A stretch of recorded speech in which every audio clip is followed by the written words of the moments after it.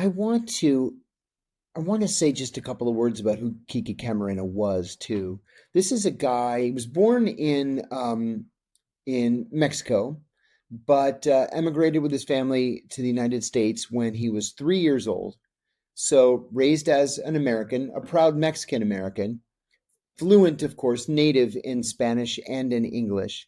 He had a knack for being able to change accents.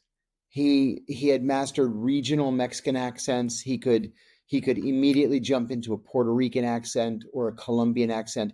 And when the DEA was created in 1973, his sister said, "Hey, you would be good at this kind of thing." So he had been a police officer in I think it was in the Inland Empire in Southern Mhm. California. He joined the DEA as a DEA agent. They had a brother who was actually a drug addict and who had multiple arrests for drug crimes. So he rose quickly through the ranks at DEA, and DEA was very much like CIA in that if you really want to get promoted, you have to work overseas.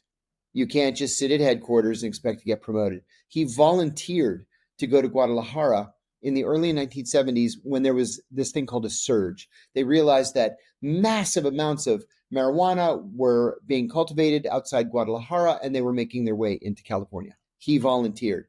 Now, he's a mid-high ranking operative at this point, and he had cultivated several sources of information within the Guadalajara cartel. Found a marijuana farm, busted it. It was the biggest one ever busted up to that point, and then he found this bigger one, 2,500 acres of marijuana.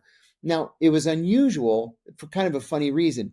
It was unusual in that it didn't require any water wells to irrigate the crops.